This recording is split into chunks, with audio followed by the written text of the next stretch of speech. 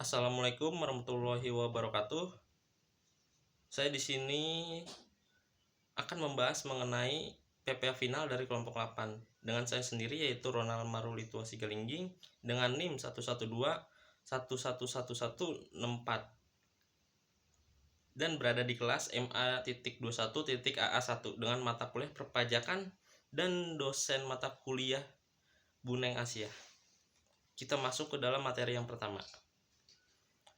Pengertian PPh final. Pengertian PPh final itu sendiri dari pasal 4 ayat 2 Undang-Undang Pajak Penghasilan menyebutkan bahwa atas penghasilan berupa bunga deposito dan tabungan lainnya, penghasilan dari transaksi saham dan juga sekuritas lainnya, pengenaan pajaknya diatur dengan peraturan pemerintah. Pengenaan PPh secara final mengandung arti bahwa atas penghasilan yang diterima atau diperoleh akan dikenakan PPh dengan tarif tertentu dan dasar pengenaan pajak tertentu pada saat penghasilan tersebut diterima atau diperoleh. Jenis-jenis PPh final. Penghasilan yang dikenakan pajak bersifat final merupakan penghasilan tertentu yang dikenai PPh dengan tarif tertentu final, baik melalui pemotongan oleh pihak lain atau dengan menyetor sendiri. Ada beberapa contoh jenis-jenis PPh final. Yang pertama itu ada bunga deposito atau tabungan dan diskonto sertifikat Bank Indonesia, surat berharga negara. Yang kedua ada bunga atau diskonto obligasi. Yang ketiga ada penghasilan penjualan saham yang diperdagangkan di bursa efek. Yang keempat itu ada penghasilan penjualan saham milik perusahaan modal Ventura. Dan kelima ada penghasilan usaha penyalur atau dealer atau agen. Ya, di sini langsung saja kita membahas mengenai soal studi kasusnya.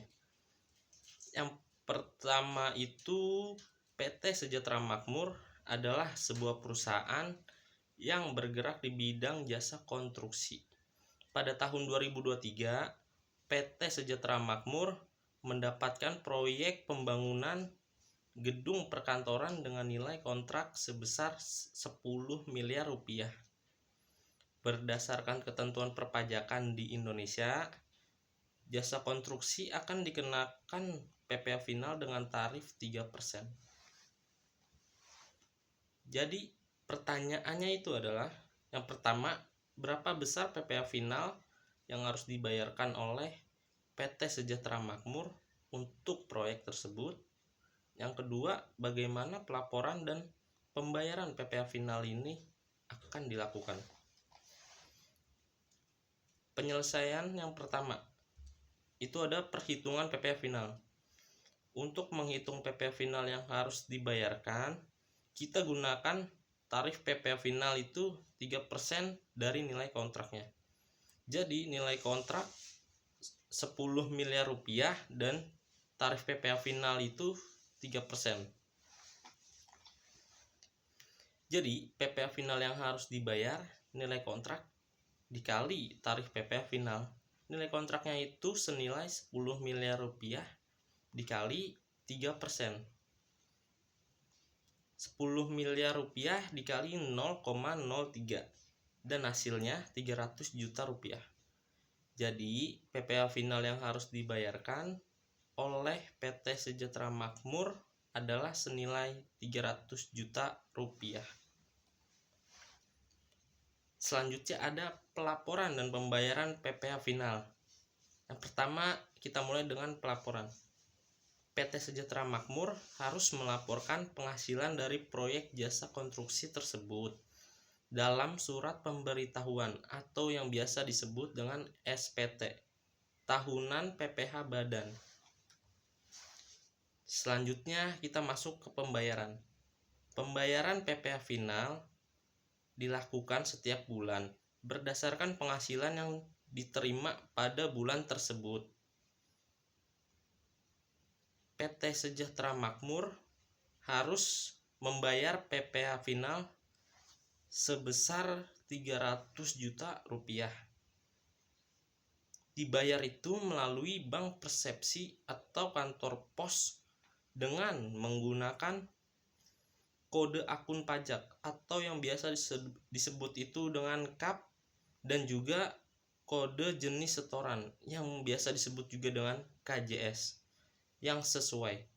Setelah pembayaran ini dilakukan, PT Sejahtera Makmur harus melaporkan bukti pembayaran tersebut ke kantor pelayanan pajak atau yang biasa disebut dengan KPP yang berwenang.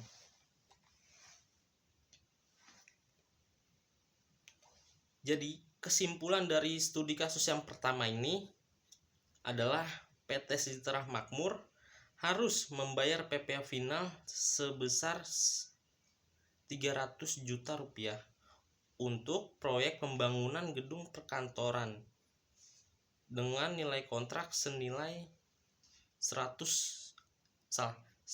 miliar rupiah. Pembayaran dilakukan setiap bulan berdasarkan penghasilan yang diterima dan harus dilaporkan dalam SPT tahunan PPh Badan. Kita langsung masuk ke soal studi kasus yang kedua.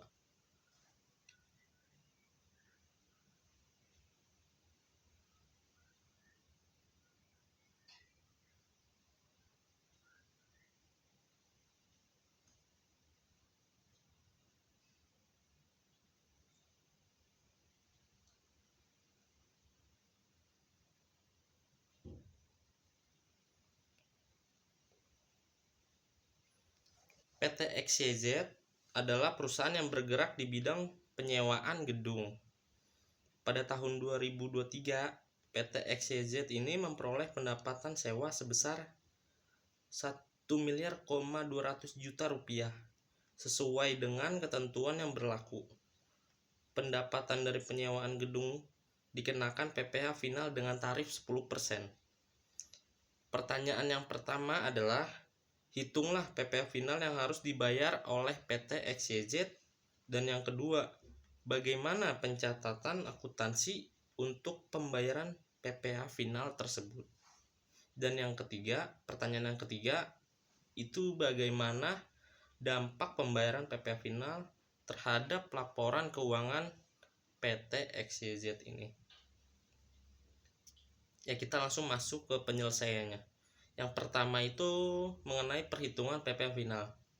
Jadi, pendapatan sewa total PT XYZ ini senilai 1.200.000.000 juta rupiah. Tarif PPh final untuk pendapatan sewa ini itu 10%.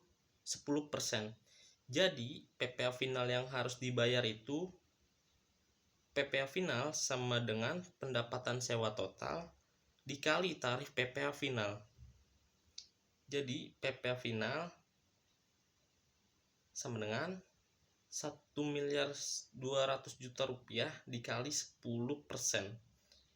Jadi jumlahnya PPh final itu 120 juta rupiah. Jadi PT XYZ harus membayar PPh final sebesar 120 juta rupiah.